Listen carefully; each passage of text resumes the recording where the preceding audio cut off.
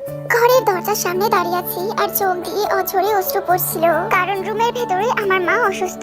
পৃথিবীতে আমার আপন বলতে শুধুমাত্র আমার মাই আছে। ছোটবেলায় বাবা আলাদা হয়ে যান, আমি শুধু তার একমাত্র ছেলে। আজ আমার কারণে আমার মা অসুস্থ হয়ে পড়েছে। হঠাৎ করে রুম থেকে ডাক্তার ম্যাডাম বের হলেন। আমি কান্না থামিয়ে বললাম, কেমন আছে আমার মা? ভয়ের কোনো কারণ নেই, এমনি একটু মাথা ঘুরে গিয়েছিল। আর তাছাড়া ওনার এখন রেস্টের অনেক প্রয়োজন। এই বয়সে এখন ঘরের কাজকর্ম যত কম করতে পারবে ততই ভালো। আমি কিছু ঔষধ লিখে দিচ্ছি, আপনি সময় মতো ওনাকে খাইয়ে দিবেন। ডক্টর ম্যাডাম চলে গেলেন। আমি তাড়াতাড়ি করে আম্মুর রুমের দিকে গেলাম। গিয়ে আম্মুর হাত ধরে কাঁদতে কাঁদতে বললাম, মা তুমি যাকে বিয়ে করতে বলবে আমি তাকেই বিয়ে করতে রাজি। তবুও নিজেকে এভাবে কষ্ট দিও না, আমি সইতে পারবো না। সত্যি তুই আমার পছন্দের মেয়েকেই বিয়ে করবি? হ্যাঁ আম্মু, তুমি যাকে বলবে আমি তাকেই বিয়ে করব। এই তো আমার লক্ষ্মী ছেলে, বিকালবেলা রেডি থাকিস, দুজন মিলে গ্রামের বাড়িতে যাব। ঠিক আছে মা, তাই যাব, তুমি যা বলবে আমি তাই করব। আম্মু জ্ঞান হারিয়ে ফেলার কারণটা হলো, আমি যখন সকালে অফিসে যাচ্ছিলাম তখন আম্মু আমাকে বলেছিল, এভাবে আর কতদিন থাকবি, এবার একটা বিয়ে করে নে না। দেখো আম্মু, আমি এসব বিয়ে টিয়ে সম্পর্কে জড়াতে চাই না এখন। আর তাছাড়া এখন বিয়ে করে সংসার জীবনের দায়িত্ব নিতে পারবো না। কেন পারবি না? প্রতিদিনই তো তুই অফিসে চলে যাস, সারাদিন বাসায় একা একা কত কাজ করতে হয়। এই বয়সে এসেও কি আমি একটু বিশ্রাম নিতে পারবো না? তাহলে কাজের লোক রেখে দাও, কিন্তু আমি এখন বিয়ে করতে পারবো না। ব্যাস। কথাটা বলেই যখন ঘর থেকে বের হচ্ছি তখনই কিছু একটা আওয়াজ হলো। পেছন ফিরে তাকিয়ে দেখি আম্মু মেঝেতে পড়ে আছে। আম্মু তখনই জ্ঞান হারিয়ে ফেলেছিল। বিকালে আম্মুর সাথে গাড়ি নিয়ে বেরিয়ে পড়লাম। আচ্ছা আম্মু, গ্রামের বাড়ি কেন যাব আর কোথায় গিয়ে উঠবে? সোজা গিয়ে তোর খালাদের বাসায় উঠবো। হঠাৎ খালাদের বাসা কেন? গেলেই বুঝে যাবি, এখন চল। তারপর আর কোনো কথা না বলে গাড়ি চালাতে লাগলাম আপন মনে। 1.5 ঘন্টার মধ্যেই খালাদের বাসায় পৌঁছে গেলাম। আম্মু নেমে ভেতরে গেল আর আমি গাড়ি পার্ক করলাম। বাসার ভেতরে ঢুকতেই দেখি সবাই একজোট হয়ে আমার দিকে তাকিয়ে আছে কেমন ভাবে। আমি প্রথমেই খালা আর খালুকে সালাম দিলাম। তারপর আম্মুর পাশে গিয়ে বসলাম। আম্মু, ওনারা সবাই এভাবে তাকিয়ে আছেন কেন আমার দিকে? নতুন জামাই দেখছে। আমার আর বুঝতে বাকি রইল না, নিশ্চয়ই খালামণির মেয়ের সাথে আমার বিয়ে দেওয়ার জন্য এখানে এনেছেন আম্মু। কিন্তু এটা কি করে সম্ভব? ওই পেতনিটাকে বিয়ে করলে আমার জীবনটা নরক বানিয়ে ছাড়বে। আম্মু, তুমি যা ভাবছো তা ঠিক না। এই পিচ্চিটাকে বিয়ে করতে পারবো না। চুপ কর, এখনো অনেক বড় হয়ে গেছে, একবার দেখলে তো নিশ্চয়ই পছন্দ হবে। হঠাৎ করে খালামণি উঠে গেলেন। তারপর দেখলাম একটা রুমে ঢুকলেন। তারপর খালু আমাকে বললেন, বাবা কিছু মুখে দাও। না খালু, আমি খেয়ে এসেছি। খালুর সাথে কথা বলছি, হঠাৎ করে খালামণি রুম থেকে বের হলো। সামনের দিকে তাকিয়ে আমার চোখ কপালে উঠে যায়। এটা কি করে সম্ভব? কি করে এতটা বদলে গেল সে? এক নজরে তাকিয়ে আছি মেয়েটার দিকে। মেয়েটা এমন ভাবে পর্দা করেছে, সামনাসামনি বসে থাকলেও তার চোখ ছাড়া কিছুই দেখতে পাচ্ছি না। কি অপরূপ লাগছিল, কালো মোজা হাতে পায়ে, কত কঠিন ভাবে নিকাব করা রয়েছে। কিরে, তোর মেয়ে কিভাবে পর্দায় আনলি যে? আসলে তেইহুম ভেবেছিল জাঙ্কুকের বন্ধুরাও হয়তো আসবে, তাই জন্য এরকম পর্দায় এসেছে। ও আচ্ছা, তাহলে একটু দেখা তোর মেয়েকে, এখন কতদিন দেখি নাই বলতো। তারপর খালামণি ওনার মেয়ের নিকাবটা আস্তে করে তুলে দিলেন। অবাক দৃষ্টিতে ওর দিকেই তাকিয়ে থাকি। জানি না এই রূপের বর্ণনা কিভাবে দেব, কিন্তু যতই বলবো ততই কম হবে মনে হয়। মাশাআল্লাহ, কি অপরূপ দেখতে রে তোর মেয়েটা। আমার ছেলেটা খুব লাকি যে এমন একটা বউ পাবে। আচ্ছা, তোমাদের কোনো কথা থাকলে বলতে পারো। শত হলেও দুজনের মতামতের ব্যাপার আছে একটা, কারোর ইচ্ছের বিরুদ্ধে তো আর কিছু করা যায় না। হ্যাঁ আব্বু, আমার ওনার সাথে কিছু কথা আছে। যাক, একটু ভালো হয়েছে, আলাদাভাবে কথা বলা যাবে তাহলে। তারপর আমাদের দুজনকে একটা রুমের মধ্যে দিয়ে আসা হলো। দুজনের সামনাসামনি দাঁড়িয়ে আছি, এখন কি বলবো বুঝতেই পারছি না। এতদিন কই মরছিলি কুত্তা? কথাটা শোনা মাত্র আমি ওর দিকে অবাক দৃষ্টিতে তাকাই। বুঝতে পারলাম পিচ্চিটার পাগলামি এখনো যায়নি। এসব তুই কি বলছিস? আমি তোর বর, তুই আমাকে তুই করে বলিস? 100 বার বলবো তোর দাদিকে। আমাকে বলছিস আবার আমার কি মানে? শোন না পিচ্চিটা, আমাকে বিয়ে করবি? ওই ওই কি বললি, আমি পিচ্চি? কই না তো, তুই কত বড় হয়ে গেছিস দেখ।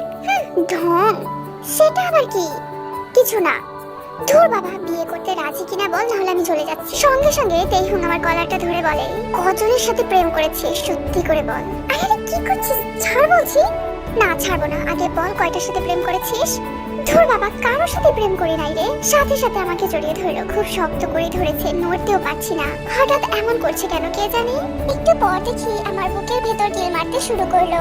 আমার শার্টটাও ভেজা ভেজা লাগছে। বুঝতে পারলাম মেয়েটা কাঁদছে। কুত্তা, আমার সাথে এতদিন কথা না বলে থাকতে পারলি তুই? কথাটা শুনে খুব হাসি পেলো, তাই হেসে হেসেই জবাব দিলাম, কি করবো, তুই তো তখন আমাকে খুব জ্বালাতিস তাই না? একটু জ্বালাতন করতাম, তাই এভাবে রাগ করে ছেড়ে চলে যাবি বুঝতেই পারি নাই। কি তুই একটু জ্বালাতিস? সারা দিন আমাকে জ্বালিয়ে মারতিস। তো কাকে জ্বালাবো? ছোটবেলা থেকেই তুই ছাড়া অন্য কোনো ছেলের সাথে আমি কথাই বলি নাই। আমাদের বাসায় একমাত্র তুই তো আসতিস, তাহলে কার সাথে দুষ্টামি করব? আর তাছাড়া তোকে জ্বালাতাম কারণ বলেন থেমে গেলেন কেন? কারণ আমি আপনাকে ছোটবেলা থেকে অনেক বেশি ভালোবাসতাম, বুঝেছেন? কথাটা বলেই আমার বুকে মুখটা লুকিয়ে ফেললো। বুঝলাম, ছোটবেলায় ভালোবাসতেন, এখন কি তাহলে বড় হয়েছেন? এখনো তো ছোটই আছেন। কথাটা শুনে আমার বুকের মধ্যে থেকে মাথাটা তুলে রাগী লোক নিয়ে আমার দিকে তাকিয়ে বলল, 2 দিন পর তোর বাচ্চার মা হব আর তুই আমাকে ছোট বলিস কুত্তা? ও তাই নাকি? আচ্ছা তে এখনো তুই পড়ালেখা করিস? না, বাচ্চাদের ঘরে কোরআন শরীফ পড়াই আর তার বদলে যা হাদিয়া পাই তাই আমার নিজের হাত খরচ। তো পড়ালেখা করিসনি কেন? এত পড়ালেখা করে কি হবে? কোরআন শরীফে হাফেজা হয়েছি। আর তাছাড়া আমি আপনাকে নিয়ে রোজ স্বপ্ন দেখতাম আর আল্লাহ রাব্বুল আলামিনের কাছে আপনাকে আমি রোজ চাইতাম। তাই জন্যই তো এখন আপনাকে স্বামী হিসেবে পেতে যাচ্ছি। ওর কথা শুনে আমি কি বলবো বুঝতে পারছি না। ছোট থেকেই এত ভালোবাসে, জানতাম না তো। তেইহুনের দিকে চেয়ে দেখি এখন আমাকে শক্তভাবে জড়িয়ে ধরে আছে। আমি ওর মাথায় হাত বোলাতে বোলাতে বললাম, এই যে এভাবে শক্ত করে জড়িয়ে ধরে আছেন, আমার যে শ্বাস নিতেই কষ্ট হচ্ছে। খুব কষ্ট, এতদিন আপনি আমাকে অনেক কাঁদিয়েছেন, আজকে তারই শোধ তুলছি। ও তাই? খুব ভালোবাসেন আমাকে তাই না? হ্যাঁ, নিজের থেকেও অনেক বেশি। আচ্ছা, অনেক ভালোবাসা দেখানো হয়েছে, এবার ছাড়েন। কেউ এসে পড়লে কি ভাবে বলেন তো? কেউ আসবে না, কারণ সবাই জানে স্বামী স্ত্রী এখন প্রেম করতে ব্যস্ত। পিচ্চিটা তো দেখি খুব পাকা পাকা কথা শিখেছে। চুপ করেন আর বলেন আমাকে কবে বিয়ে করে এখান থেকে নিয়ে যাবেন? আমি যা থাকতে পারছি না। কথাটা শোনা মাত্র আমি ওর দিকে তাকাই আর চেয়ে দেখি শার্টের বোতামিও খেলা করছে। আপনি যখন চাইবেন তখনই নিয়ে যাব, আমি তো এখনই চাই। ও তাই? আচ্ছা চলেন, আপনার আব্বুকে গিয়ে বলছি আজই বিয়েটা দিয়ে দিতে। সত্যি? আমি তো রাজি আপনাকে বিয়ে করতে। আচ্ছা চলো এখন যাই, বাইরে সবাই অপেক্ষা করছে। তারপর তেহুং আমাকে ছেড়ে দিল আর আবার মেকআপ করে নিল। আবার মুখ ঢাকলেন কেন?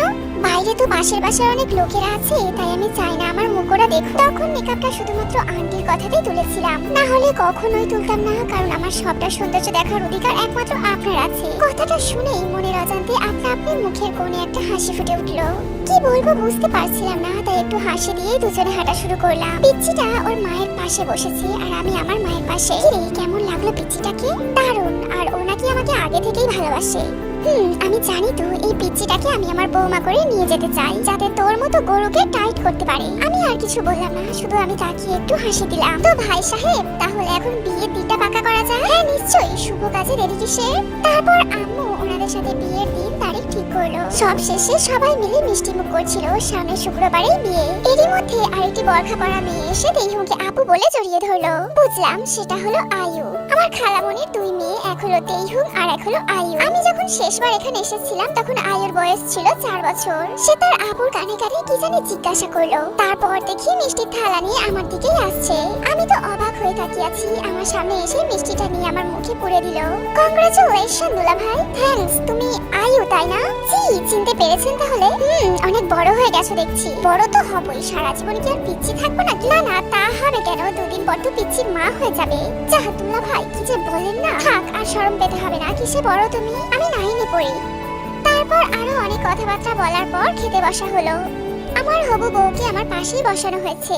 হবু শাশুড়ি মা খাবার বেড়ে দিলেন, কিন্তু সমস্যা হলো একটাই, ছোটবেলা থেকে আম্মুই আমাকে হাতে তুলে খাইয়ে দিয়েছে। কিন্তু এখানে আম্মু আমাকে তুলে খাইয়ে দিতে পারবে না। আম্মু, আমি কিছু খাবো না এখন। জানি কেন খেতে চাস না। আচ্ছা অল্প করে খেয়ে নে, বাসায় গিয়ে আমি হাতে তুলে খাইয়ে দিব। আমি তো আম্মুর কথা শুনে অবাক। উনি বুঝলেন কিভাবে? হয়তো একেই বলে মা জাতি। কিছু বলার আগেই সন্তানের মনের কথা বুঝতে পেরে যান। তারপর চুপচাপ বসেছিলাম, খাচ্ছিলাম না দেখে পাশে বসা পিচ্চিটা গুতা মেরে বলে, এই খাচ্ছ না কেন? খিদে নেই? মানেটা কি? খিদে না থাকলেও খেতে হবে, খাও বলছি। পাশে চেয়ারে বসে থাকা শাড়িটাও ফিট করে হেসে দিল। হবু শ্বশুর শাশুড়ি মা আমার দিকে তাকিয়ে আছে আর আম্মু আমার কাণ্ড কারখানা দেখে হাসছে। আমি বেচারা পড়েছি দুটো নাই, ভালো লাগে না নিজের হাতে খেতে। মাঝখান থেকে শাশুড়ি মা বললেন, কি হলো বাবা, খাচ্ছ না যে কোনো সমস্যা? না মানে আসলে আন্টি, আসলে কি হয়েছে জানিস আপু, আমার ছেলেটা কোনোদিনও নিজের হাতে তুলে খায়নি। সব সময় আমি খাইয়ে দিয়েছি, তাই আমার হাতে ছাড়া নিজের হাতে খেতেই পারে না। পারে না বললে ভুল হবে, নিজের হাতে তুলে খায় না। আম্মুর কথা শুনে সবাই আমার দিকে কেমন ভাবে যেন তাকিয়েছিল। আম্মু, আমার খিদে নেই, আমি গেলাম। তারপর ওখান থেকে উঠে পাশের রুমে চলে গেলাম, যেটা আজকে আমাদের শোবার রুম। আমাকে চলে আসতে দেখে সবাই খুব হাসছিল। ওরাও বুঝতে পেরেছে যে শরম পেয়ে চলে এসেছি। আমি রুমে শুয়ে শুয়ে মোবাইলে গেম খেলছি, এমন সময় দেখি তেইহুং আমার রুমের মধ্যে ঢুকলো, তাও আবার খাবার প্লেটটা হাতে করে নিয়ে। আমি তাকে দেখে শোয়া থেকে উঠে পড়েছি। তো তুমি এখানে কেন? আসতে পারি না বুঝি? না তা পারবে না কেন, বাড়িটা তো তোমাদেরই। না খেয়ে কেউ এভাবে চলে আসে? আসলে আম্মুর হাতে ছাড়া কোনোদিনও নিজের হাতে তুলে খাইনি তো তাই। তুমি কি জানো তোমার জন্য বাড়ির সবাই না খেয়ে আছে, এমনকি তোমার মাও খায়নি। কেন? সন্তান না খেলে কি মা খেতে পারে? তাহলে আম্মুকে বলো আমাকে খাইয়ে দেওয়ার জন্য। তোমার আম্মু আমাকে সে দায়িত্ব দিল, বললো আজকে থেকে যেন আমি তোমাকে নিজের হাতে তুলে খাইয়ে দিই। সত্যি? হ্যাঁ 3 সত্যি। এবার হা করো, আমি তোমাকে খাইয়ে দিচ্ছি। তারপর পিচ্চিটা আমাকে নিজের হাতে তুলে খাইয়ে দিতে লাগলো। তুমি খেয়েছো? তুমি খাওয়াকে আমি খেয়ে নেবো তারপর। আমি আর কিছু না বলে প্লেটটা ওর হাত থেকে নিয়ে বললাম, না তুমি হা করো দেখি। কি হলো, হা করো। আমি তেইহুকে খাইয়ে দিচ্ছি এমন সময় কেউ একজন পাশে আসলো। ইস আপু, তোমাদের প্রেম দেখে আমার হিংসা হচ্ছে। কবে যে আমারও দুলা ভাইয়ের মতো একটা বর হবে। তেইহু আয়ুকে দেখে উঠে গিয়ে তার কানটা মুলে দিয়ে বলল, তাই না, খুব শখ হচ্ছে বিয়ে করার? উফ আপু, লাগছে তো, ছাড় বলছি। উফ দুলা ভাই, আপুকে বলেন না ছাড়তে, ব্যথা লাগছে তো। আরে ব্যথা লাগছে তো, ওকে ছেড়ে দাও। না ছাড়বো না, খুব বাজি হয়ে গেছে মেয়েটা। আপু ভালো হবে না বলছি, দুলা ভাইয়ের সামনে তুই আমাকে এভাবে ইনসাল্ট করছিস। আপু আমি তোকে অভিশাপ দিলাম, তোর যেন 100টা কিউট বেবি হয়। কথাটা বলেই আয়ু সেখান থেকে দৌড়ে চলে গেল। পাগলি একটা। শুধু ও না, তুমিও একটা পাগলি। তাই। তারপর তেহু চলে গেল আর আমি হচ্ছে কখন ঘুমিয়ে পড়লাম বুঝতেই পারলাম না। রাতে হঠাৎ করে খুব পানি তেষ্টা পেয়েছে। মোবাইলটা হাতে নিয়ে দেখি 1টা বাজে। ঘরের লাইটটা অন করা, আম্মু শুয়েছে ওনার বোনের সাথে। আর আমি একা এই ঘরের মধ্যে পানি খুঁজতে লাগলাম, কিন্তু কোথাও কোনো পানির চিহ্নই পেলাম না। তাই বাধ্য হয়ে রুম থেকে বের হলাম। সবকিছু কেমন অন্ধকার দেখাচ্ছে। গ্রামের লোকেরা সাধারণত 10টার আগে ঘুমিয়ে পড়ে, তাই তো কাউকে ডাকতেও পারবো না। তাই নিজেই মোবাইলের ফ্ল্যাশ অন করে কিচেনের দিকে এগোতে লাগলাম। কিছু দূর এগোতেই শুনি কিসের গুনগুন শব্দ শোনা যাচ্ছে।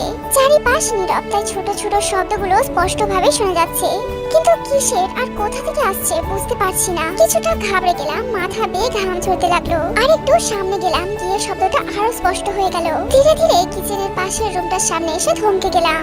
এটা তো তেইহুনের রুম। এত রাতে ওর ঘর থেকে কিসের শব্দ শোনা যাচ্ছে? 7-5 না ভেবে ওর ঘরের দিকে পা বাড়ালাম। হালকা ঘরের ভেতরে উকি দিতেই দেখলাম 2 বোন মিলে নামাজ পড়ছে। আমি হা করে তাকিয়ে আছি তাদের দিকে। এরই মাঝে কখন যে তেইহুন আমার সামনে চলে এসেছে বুঝতে পারিনি। এই এত রাতে আপনি এখানে কি করছেন? হ্যাঁ না মানে আসলে পানি পিপাসা পেয়েছিল, তাই ঘর থেকে বের হয়েছিলাম। আর তোমাদের ঘর থেকে গুনগুন শব্দ পেয়েছিলাম, তাই এসে দেখলাম তোমরা নামাজ পড়ছো, তাই একটু অবাক হলাম। ও আচ্ছা, শুনুন একটা কথা বলি, আশা করি এই কথাটা আপনি রাখবেন।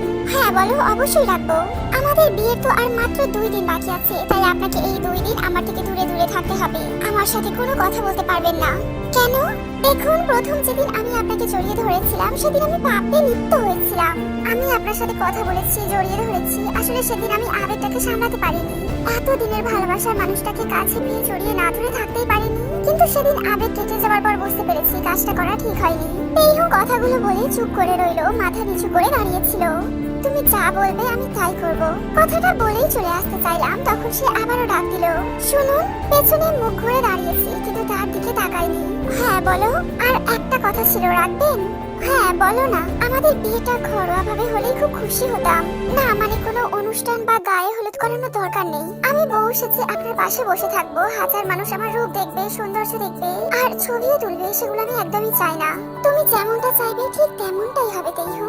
তারপর ঘর থেকে বেরিয়ে এলাম। খুব খুশি লাগছে এখন নিজেকে। তাদের ঘর থেকে আসার সময় আমি স্পষ্ট শুনতে পেলাম আয়ু তেইহুকে বলছে, আপু সত্যি তুমি খুব লাকি যে উনি তোমাকে এতটা ভালোবাসে। ওনার থেকেও বেশি আমি ওনাকে ভালোবাসি, কিন্তু বিয়ের আগে ঠিক না। আমি ওনাকে কোনোদিনও নিজের ভালোবাসা বুঝতে দিইনি। এখন হয়তো ওনার একটু কষ্ট হবে, কিন্তু আমাদের দুজনেরই মঙ্গল তাতে। তোর কিসের আবার কষ্ট? বড় উনি খুশি হয়েছেন তোমার কথায়। চুপ আর যা, এখন ঘুমিয়ে পড়ো, সকালে আবার স্কুল আছে না তোর? আছে, কিন্তু এখন আর স্কুলে যেতে ভালো লাগে না। কেন? তোমাদের দুজনের ভালোবাসা দেখে আমারও যে বিয়ে করতে ইচ্ছা হচ্ছে। চুপ, বেশি পাকা হয়ে গেছিস তাই না? মারবো এক থাপ্পড়। দাঁড়া, কালকে আব্বুর কাছে তোর নামে বিচার দিব। এই না না আপু, আমি তো মজা করলাম, তুমি সিরিয়াসলি নিচ্ছ কেন? তারপর তাদের কথা বলা বন্ধ হয়ে গেল, আর আমিও হাসতে হাসতে সেখান থেকে নিজের রুমে চলে আসলাম। সব পানি পিপাসা মিটে গেছে। এখন শুধু ভাবছি কবে পিচ্ছিটাকে যে আমার বুকে পাবো। এখন এই 2টা দিন আমার কাছে 2টা বছরের মতো লাগছে। ওর সাথে এখন না কথা বলে থাকতেই পারছি না। ইচ্ছা হচ্ছে খুব করে ওর হাতটা ধরে বসে বসে সারা রাত গল্প করি, কিন্তু কি আর করার, পাগলিটার কথা যে রাখতেই হবে। বিছানায় গা হেলান দিয়ে শুয়ে শুয়ে ভাবছি নিজের ভবিষ্যৎ জীবন সঙ্গিনীর কথা।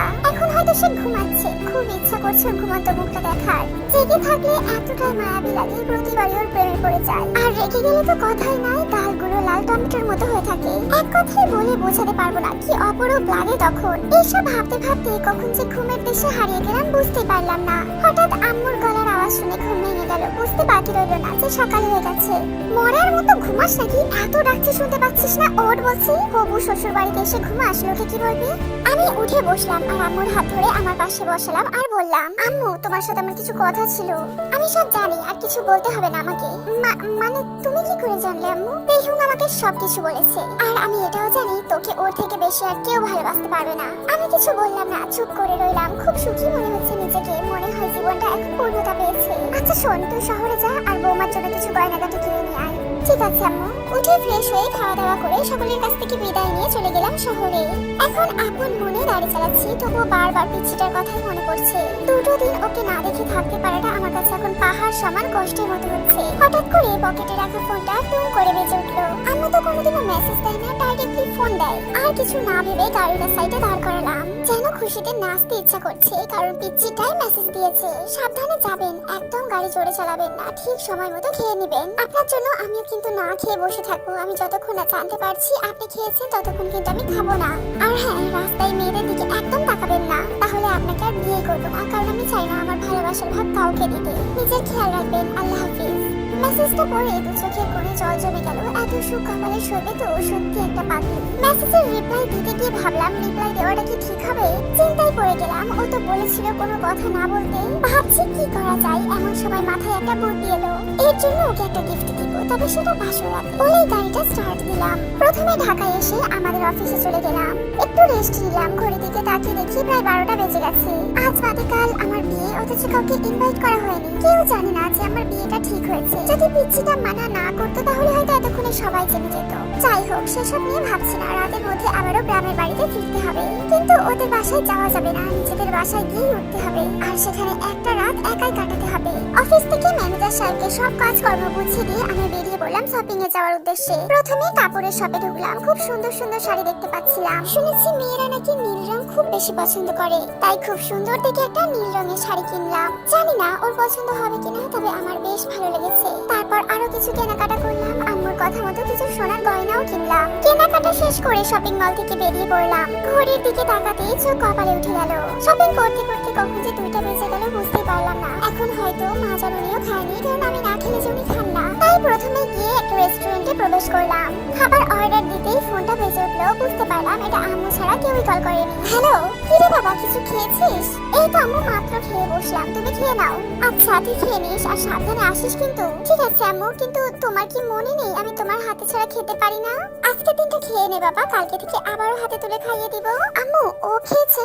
না, তোর ও খায়নি। আমাকে বলেছে যতক্ষণ না তুই খাবি ততক্ষণ ও খাবে না। এবার একটু শরম লাগলো। তাতে কি হয়েছে, মাই তো হন, উনি তো সবকিছুই জানেন। তাই আবার আম্মুকে একটু সাহস নিয়ে বললাম, আম্মু তুমি ওকে ডেকে বলো যাতে ও খেয়ে নেয়, আর আমিও সেটা যাতে শুনতে পাই। বাবা, আমার ছেলেটা তো দেখছি দুদিনেই বউ পাগল হয়ে গেল। তেইহুং, মা তেইহুং, এদিকে আয় তো। জি আন্টি, আসছি। কি রে মা, আজ বাদে কাল আমার ছেলের বউ হবে, এখনো আন্টি বলে ডাকছিস? এখন তো আমাকে একটু মা বলে ডাক। আচ্ছা, আম্মু বলে ডাকবো এবার থেকে।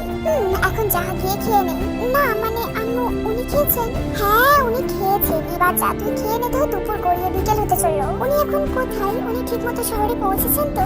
হ্যাঁ উনি ঠিক মতো পৌঁছেছে। এবার তুই যা, খেয়ে নে, চিন্তা করতে হবে না। আচ্ছা আম্মু, আপনি খাবেন না? আপনি তো সেই সকাল থেকে কিছুই খাননি। হ্যাঁ তুই যা, আমি আসছি। তারপর তেইহুং চলে গেল আর আম্মু আমাকে বলল, হয়েছে এবার খুশি তো? এবার যা, তুইও গিয়ে খেয়ে নে, আর আসার সময় সাবধানে আসবি। ঠিক আছে আম্মু, তাই হবে। তারপর আম্মু ফোন রেখে দিল আর আমি খাবার টেবিলে বসে বসে এই মাত্র বলা কথাগুলো আবারও শুনছি। এইটুকু কথাগুলোই রেকর্ড করে নিয়েছি। আবার শুনলাম কথাগুলো, খুব ভালো লাগছে। মনের মধ্যে অজানা খুশির ঝড় বইছে। প্রতিবারই ওর কথা শুনে প্রেমে পড়ে যাচ্ছি। ওর জন্য ভালোবাসা এতটাই বেড়ে যাচ্ছে যে এখন প্রতিটা মুহূর্ত ওর কথাই মনে পড়ে। খাওয়া দাওয়া করে কেবিনে এসে চেয়ারে বসে গা হেলান দিয়ে শুয়ে রইলাম। কখন যে ঘুমিয়ে গেছি বুঝতে পারিনি। ম্যানেজার সাহেব এসে ঘুমের 12টা বাজিয়ে দিল। তিনি এসেছিলেন একটা ফাইল সই করে নিতে। সই দিয়ে ম্যানেজার সাহেবকে বললাম, ম্যানেজার সাহেব, কয়েকদিনের জন্য আমি গ্রামের বাড়িতে যাচ্ছি, তো আমার অবর্তমানে সবকিছু আপনি দেখাশোনা করবেন আশা করি। জি স্যার, আপনি নিশ্চিন্তে যেতে পারেন। তারপর উনি চলে গেলেন। 5টা বাজতেই গাড়ি নিয়ে বেরিয়ে পড়লাম রামে যাওয়ার জন্য। যেতে যেতে চারিদিকে অন্ধকার ঘনিয়ে আসলো। সন্ধ্যা হয়ে রাত 9টায় বাসায় এসে পৌঁছালাম। তারপর বাসার ভেতরে ঢুকে সোফায় বসে পড়লাম। ফোনটা বের করে আম্মুকে ফোন করলাম। আম্মু, আমি বাসায় চলে এসেছি, তুমি এগুলো নিয়ে যাওয়ার ব্যবস্থা করো। আমি লোক পাঠিয়ে দিচ্ছি, তুই ওনাদের কাছে সবকিছু বুঝিয়ে দিস। আর শোন, ফ্রেশ হয়ে কিছু খেয়ে নে তাড়াতাড়ি। ঠিক আছে আম্মু। আমি ফ্রেশ হতে চলে গেলাম। ফ্রেশ হতে হতে দেখি 10টা বেজে গেছে। প্রচন্ড ক্ষুধাও লেগেছে, তাই কিচেনে যাচ্ছি। এমন সময় দরজায় ঘন্টা বাজতে শুরু হলো। দরজা খুলে দেখলাম খালামণিদের বাসার দারোয়ান কাকা এসেছে। ওনাকে ছোট থেকেই আমরা কাকা বলে ডাকি। অনেকদিন ধরে ওদের বাসার দারোয়ানে চাকরি করছে। যাই হোক, ওনাকে সবকিছু বুঝিয়ে দিলাম। তারপর উনি চলে গেলেন। আমি কিচেন থেকে ফলমূল যা পাইলাম খেয়ে নিলাম। তারপর বিছানায় এসে গা হেলান দিয়ে শুয়ে রইলাম। বাইরের চাঁদের আলো সোজা জানলা দিয়ে আমার মুখের উপর এসে পড়ছে। আচ্ছা, আমি যেমন সারাক্ষণ ওর চিন্তায় বিভোর হয়ে থাকি, ও কি আমার কথা ভাবে সারাক্ষণ? হয়তো ভাবে। এত ভালোবাসে যখন, তখন তো ভাবতেই হবে। শুধু একটাই বদ অভ্যাস, মনের কথা কাউকে জানাতে বা বুঝতে চায় না। মনের কথা মনেই চেপে রাখে। আচ্ছা, এখন কি ও জেগে আছে? এখন কি আমার কথা ভাবছে? হঠাৎ করে না খেয়ে থাকার কথাটা মনে পড়ে গেল। ইস, ভুলে গিয়েছিলাম। আমার যে খাওয়া হয়ে গেছে সেটা তোকে জানাতে হবে, নইলে যে সারা রাত না খেয়ে থাকবে। তাড়াতাড়ি আম্মুকে ফোন দিলাম। আম্মু, তুমি খেয়েছো? না রে বাবা, তুই খেয়েছিস? জি আম্মু, আমি খেয়েছি। এবার তোমরাও খেয়ে নাও প্লিজ। ঠিক আছে, এখন তাহলে তুই ঘুমিয়ে পড়। আচ্ছা। ফোন রেখে কখন যে ঘুমিয়ে পড়লাম বুঝতেই পারিনি। ভোরের দিকে মোবাইলটা হঠাৎ করে টুং টুং করে বাজতে শুরু করলো। ঘুম ঘুম চোখে ফোন হাতে নিয়ে দেখি তেইহুমের নাম্বার। লাফ মেরে উঠে বিছানায় বসে পড়লাম। হ্যালো বলার সাথে সাথে এই কলটা কেটে দিল। মন চাইছিল ফোনটাকে আছাড় মারি একটা। আবার টুং করে একটা মেসেজ আসলো। মেসেজ সিন করে দেখলাম সে লিখেছে, অনেক তো ঘুমিয়েছেন, এবার উঠুন, যান গিয়ে নামাজ পড়ে আসুন।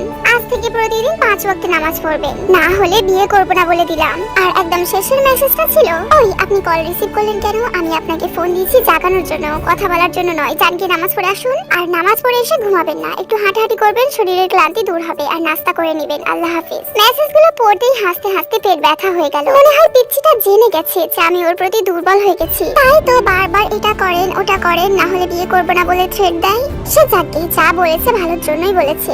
আর কিছু না ভেবে হাসি মুখে উঠে ফ্রেশ হয়ে নামাজ পড়তে গেলাম। নামাজ পড়া শেষে আমাদের বাড়ির পেছনের মাঠে একটু খোলা হাওয়ায় হাঁটাহাঁটি করছিলাম।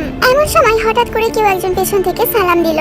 আমি পেছনে তাকিয়ে দেখলাম আয়ু। সালামের জবাব দিয়ে বললাম, আরে আয়ু, তুমি এত সকালে কোথায় যাচ্ছ? প্রাইভেট পড়তে যাচ্ছি দুলা ভাই। ও আচ্ছা, তো স্কুলে কখন যাবে? 8:30-এ স্কুলের ক্লাস স্টার্ট হয়। আর এতক্ষণ স্যারের কাছে কোচিং পড়ি। ঠিক আছে, সাবধানে যাও। আচ্ছা, যদি কিছু মনে না করেন একটা সাহায্য করবেন। মনে করার কি আছে, বলো না কি সাহায্য করতে পারি। আমাকে একটু এগিয়ে দিয়ে আসবেন স্যারদের ওই বাসা পর্যন্ত। আসলে ওখানে কিছু ছেলেরা রোজ সকালে আমাকে জ্বালাতন করে। কি বলো, এত বড় সাহস? আচ্ছা চলো তো দেখি তোমাকে কে ডিস্টার্ব করে। তারপর আয়ু আর কিছু না বলে হাঁটা শুরু করলো। আমিও তার সাথেই হাঁটছিলাম। কিছুক্ষণ পর আমরা দুজনে একটা জায়গায় এসে দাঁড়ালাম, পাশে স্যারের বাসা। আর রাস্তার ওই পারে কিছু পোলাপান দাঁড়িয়ে ছিল। দেখেই বোঝা যাচ্ছিল 9 থেকে 10 এর ছাত্র। দুলা ভাই, ওই ছেলেগুলোই আমাকে প্রতিদিন কটু কথা বলে। আচ্ছা, তুমি ভেতরে যাও, মন দিয়ে পড়ো, আমি ওদের দেখছি। আর আজকে তোমাকে আমি স্কুলে পৌঁছে দিয়ে আসবো। ঠিক আছে দুলা ভাই। তারপর আয়ু ভেতরে চলে গেল আর আমি ছেলেগুলোর সামনে গেলাম। বাচ্চা ছেলে এই বয়সে এমন ফাজলামি করবে এটাই স্বাভাবিক, তাই বেশি কিছু বলি নাই। ভালোভাবে বোঝাতেই মেনে গেল। দেখতে দেখতে 8টা বেজে গেল। আয়ু বের হলো। তারপর আমাকে জিজ্ঞাসা করলো, কি ব্যাপার দুলা ভাই, কি বলেছে ওরা? আমি ভাবলাম আয়ুকে একটু রাগানো যাক, তাই ইচ্ছা করেই বললাম, ওরা বললো তুমি নাকি ওদের মধ্যে একজনকে ভালোবাসো। কি ওদের এত বড় সাহস আমার নামে মিথ্যে কথা বলে? দাঁড়ান, আজকে ওদের উচিত শিক্ষা দিব। আরে আরে আয়ু, শান্ত হও, আমি একটু ফাজলামি মারলাম তোমার সাথে। কি আপনি আমার সাথে এমনটা করতে পারলেন দুলা ভাই? ওয়েট করেন, আমি বাসায় গিয়ে আপুর কাছে আপনার নামে বিচার দিব। এই না না আয়ু, এমনটা করো না প্লিজ। ঠিক আছে, বলবো না, কিন্তু একটা শর্তে। আগে 1000 টাকা আমাকে দিন, তাহলে। এত টাকা দিয়ে তুমি কি করবে? দিতে বলেছি দিবেন, নইলে কিন্তু। আচ্ছা ঠিক আছে, নাও ধরো। ঠিক আছে, চলুন এবার আমাকে একটু স্কুলে পৌঁছে দিয়ে আসবেন। চলো। আয়ুদের স্কুলের অনেকটা কাছাকাছি চলে এসেছি। তখনই আয়ু বলল, আচ্ছা দুলা ভাই, আপনি সকালে নাস্তা করেছেন? না, এখনো করিনি, তবে বাসায় গিয়ে করে নিব। তারপর আয়ু নিজের ব্যাগ থেকে একটা টিফিন বক্স বার করে আমার সামনে ধরে বলল, এই নিন, আপু আপনার জন্য সকালে নাস্তা বানিয়ে আমার হাতে দিয়ে দিয়েছে। ও আচ্ছা, ঠিক আছে। তারপর আয়ু স্কুলের ভেতরে চলে গেল আর আমি বক্সটা হাতে নিয়ে খুশি মনে হাসতে হাসতে বাড়ির দিকে চলে আসলাম। বাসায় এসে টেবিলে বসে হবু বউয়ের পাঠানো নাস্তা সেরে নিলাম। বিছানায় গা হেলান দিয়ে শুয়ে রইলাম। আগামীকাল আমার বিয়ে, কেমন একটা ফিলিংস অনুভব হচ্ছে। একটু লজ্জাও লাগছিল এসব ভাবতে। তেইহুংয়ের কথা ভাবতে ভাবতে কখন যে ঘুমিয়ে পড়লাম বুঝতেই পারিনি। সকাল হয়ে গেছে। অফিসে যেভাবে যাই ঠিক সেই রকম ভাবেই জামা কাপড় পরে চলে গেলাম কাজী অফিসে। বিয়ের কাজ সেরে চলে গেলাম তেইহুংদের বাসায় সবাই মিলে। আম্মুকে সালাম দেওয়ার পরে শ্বশুর আর শাশুড়িকেও সালাম দিলাম। তারপর আমার চোখ গেল তেইহুংয়ের দিকে। তার মুখটা দেখে মনে হচ্ছে কেমন যেন ঝিমিয়ে রয়েছে। আমি আয়ুকে ফিসফিস করে বললাম, এই আয়ু, তোমার আপুর কি হয়েছে বলতে পারবে? জানি না, তবে আপনার উপরেই রাগ করে আছে মনে হয়। কি বলো এসব? কি করবো এখন? বেশি কিছু লাগবে না, এক গুচ্ছ কৃষ্ণচূড়া ফুল নিয়ে হাতে ধরিয়ে দিবেন, ব্যাস। আপুর কৃষ্ণচূড়া ফুল সব থেকে বেশি পছন্দ। সত্যি এতেই হয়ে যাবে তো? একদম। তারপর আমরা তেইহুংদের বাসা থেকে বিদায় নিলাম। তেইহুং গাড়িতে যেতে যেতে অনেক কান্না করেছে। তাকে দেখে আমারও অনেক কষ্ট হচ্ছিল। গাড়ি আমাদের বাসায় পৌঁছাতেই আম্মুকে হাত ধরে নামালাম। তখনই আম্মু আমাকে বলল, আমি হেঁটে চলে যেতে পারবো, তুই বৌমাকে কোলে করে নিয়ে যা। কোলে করে নিয়ে যেতে হবে? হ্যাঁ, এটাই আমাদের বাসার নিয়ম। আমি আসছি, তুই নিয়ে যা বৌমাকে কোলে করে। কি আর করার, আম্মুর আদেশ পালন করতেই হবে। তাই আমি ঘুরে গিয়ে ও পাশের ডোর খুলেই বললাম, নামো। তেইহুং কোনো কথা না বলে চুপচাপ নেমে দাঁড়ালো, আর আমি সাথে সাথে কোলে তুলে নিলাম। এতে সে খানিকটা লজ্জা বোধ করলো আর চোখ বন্ধ করে রইলো। তারপর আমি ওকে ঘরের ভেতরে নিয়ে গিয়ে আমার রুমে বসিয়ে দিয়ে চলে আসলাম বাইরে। ড্রাইভারকে কিছু কৃষ্ণচূড়া ফুল কিনতে পাঠিয়েছি, তাই জন্যই বসে আছি। এমন সময় আম্মু আমার কাছে এসে বলে, কি রে, বৌমা তো একা ভেতরে বসে আছে, বৌমার কাছে যা। হ্যাঁ আম্মু, একটু পরে যাচ্ছি। তারপর আম্মু হাসি মুখ নিয়ে নিজের রুমে চলে গেল। প্রায় 30 মিনিট পর ড্রাইভার ফুলগুলো আনলো। ফুলগুলো নিয়ে দরজার বাইরে দাঁড়িয়ে আছি। বুকের ভেতরটা কেমন ধুকপুক করছে। রুমের মধ্যে ঢুকতেই তেইহুং আমাকে দেখে বিছানা থেকে উঠে আমার সামনে আসলো আর সঙ্গে সঙ্গে আমাকে সালাম করলো। আরে আরে ওঠো, তোমার জায়গা আমার পায়ে না, আমার বুকেতে। ও তাই? আচ্ছা, তাহলে আপনি এক হাতটা পেছনে রেখেছেন কেন? আর এই হাতে এই বক্সটা কিসের? বক্সটা নিয়ে তেইহুংয়ের হাতে ধরিয়ে দিলাম। বক্সের ভেতরে রাখা ছিল দুটো সেট বরখা আর আমার পছন্দের কালারের একটা কোরআন শরীফ। তার সাথে আরো রয়েছে প্রয়োজনীয় কিছু দ্রব্য সামগ্রী। কি মেম সাহেবা, পছন্দ হয়েছে? তেইহুং সঙ্গে সঙ্গে কান্না করে দিল। সে কি, আবারও কাঁদছো কেন? তোমার কি এগুলো পছন্দ হয়নি তেইহুং? তুমি কি পাগল? তুমি যা যা জিনিস দিয়েছো আমি পছন্দ না করে যাই কোথায়? কিন্তু তাহলে আবার কান্না করছো? তুমি কিচ্ছু বোঝো না, এটা তো আনন্দের কান্না। এই হাতারাম, তুমি ওই হাতটা পেছনে রেখেছো কেন? দেখি কি এনেছো ওই হাতে। এ কি, এই তো কৃষ্ণচূড়া ফুল। তুমি কিভাবে জানলে আমার কৃষ্ণচূড়া ফুল সব থেকে পছন্দ?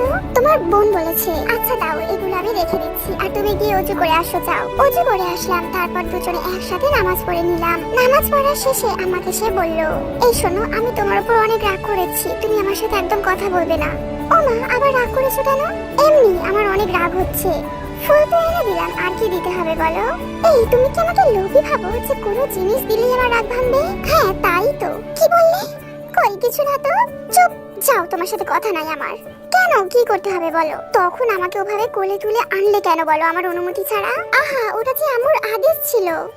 বুঝলাম। আচ্ছা তেইহুং, এবার বলবে তো তোমার জন্য কি করতে হবে? যা বলবো তাই করবে তো? হ্যাঁ করবো, বলো। আমার ছোটবেলা থেকে তোমাকে স্বামী হিসাবে পাওয়া ছাড়াও একটা স্বপ্ন আছে, আর তোমাকে সেটাই পূরণ করতে হবে। তোমার যা ইচ্ছা আছে তাই আমাকে বলো, ইনশাআল্লাহ আমি পূরণ করব।